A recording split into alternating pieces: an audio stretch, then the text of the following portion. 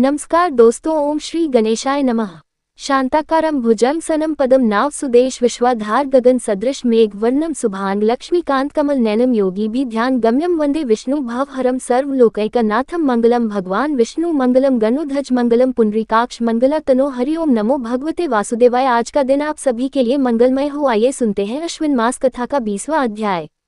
भगवान श्री कृष्ण उद्धव जी से आगे कहते हैं, उद्धव जी सदा सावधान रहकर जागने वालों में संवत्सर रूप काल में ही हूँ, ऋतुओं में वसंत, महीनों में मार्गशीर्ष और नक्षत्रों में अभिजीत हूँ। मैं युगों में सत्युग, विवेक में महर्षि देवल और असित व्यास में श्री कृष्ण दपान व्यास तथा कवियों में मनस्वी शुक्राचार्य हो। सृष्टि की उत्पत्ति और लय, प्राणियों के जन्म और मृत्यु तथा विद्या और अविद्या के जानने वाले भगवानों में मैं वासुदेव हूँ। मेरे प्रेमी भक्तों में तुम, किम पुरुषों में हनुमान, विद्याधरों में सुदर्शन मैं ही हूँ। रत्नों में पद्म राग, सुंदर वस्तुओं में कमल की कली, तृण में कुश और हविष्य में गाय का घी हूँ। मैं व्यापारियों में रहने वाली लक्ष्मी, छल कपट करने वालों में द्यूत क्रीड़ा, तिथि की तितिक्षा और सात्विक पुरुषों में रहने वाला सत्व गुण हूँ। मैं बलवान में उत्साह और प्रक्रम तथा भगवत भक्तों में भक्ति युक्त निष्काम कर्म हो। वैष्णव की पूज्य वासुदेव, संकर्षण, प्रद्युम्न, अनिरुद्ध, नारायण है, ग्रीववर, नरसिंह और ब्रह्मा। इन 9 मूर्तियों में मैं पहली एवं श्रेष्ठ मूर्ति वासुदेव हूँ। मैं गंधर्व में विश्वा, वसु और अप्सरा मैं ब्रह्मा जी की दरबार की अप्सरा पूर्व चिति हूँ। पर्वतों में स्थिरता और पृथ्वी में शुद्ध अविकारी गंध में ही हूँ। मैं जल में रस, तेजस्वी में परम तेजस्वी, अग्नि, सूर्य, चंद्र और तारों में प्रभा तथा आकाश में उसका एकमात्र गुण शब्द हूँ। उद्धव जी मैं ब्राह्मण भक्तों में बलि, वीरों में अर्जुन, प्राणियों में उनकी उत्पत्ति, स्थिति और प्रलय हो। मैं ही पैरों में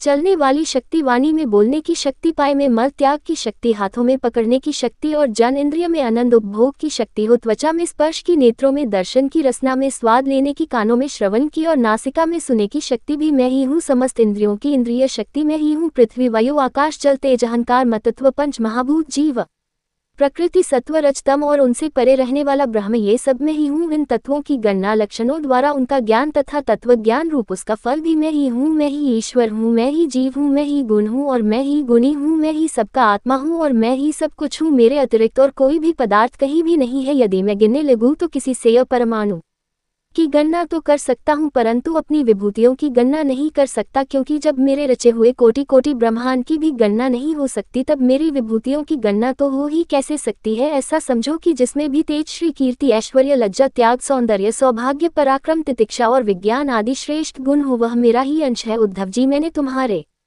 प्रश्न के अनुसार संक्षेप में विभूतियों का वर्णन किया। ये सब परमार्थ वस्तु नहीं है, मनोविकार मात्र है, क्योंकि मन से सोची और वाणी से कही हुई कोई भी वस्तु परमार्थ नहीं होती, उसकी एक कल्पना ही होती है। इसलिए तुम वाणी को स्वच्छंद भाव से रोको, मन के संकल्प विकल्प बंद करो, इसके लिए प्राणों को वश में करो और इंद्रियों का दमन करो। सात्विक बुद्धि के द्वारा पंचा विमुख बुद्धि को शांत करो, फिर तुम्हें संसार के जन्म मृत्यु रूप बड़ मार्ग में भटकना नहीं पड़ेगा। जो साधक बुद्धि के द्वारा वाणी और मन को पूर्णतया वश में नहीं कर लेता, उसके व्रत, तप और दान उसी प्रकार क्षीण हो जाते हैं जैसे कच्चे घड़े में भरा हुआ जल। इसलिए मेरे प्रेमी भक्त को चाहिए कि मेरे परायण होकर भक्ति युक्त बुद्धि से वाणी, मन और प्राणों का संयम करे। ऐसा कर लेने पर फिर उसे कुछ करना शेष नहीं रहता, वह कृतकृत्य हो जाता है। तो इसी के साथ आज का यह अध्याय समाप्त हुआ। इसके आगे की कथा मैं कल के अध्याय में सुनाऊंगा। तब तक के लिए भगवान हरि का नाम लेते रहे तो प्रेम से बोलिए भगवान विष्णु की जय, श्री कृष्ण भगवान की जय, समस्त देवी देवताओं की जय। धन्यवाद।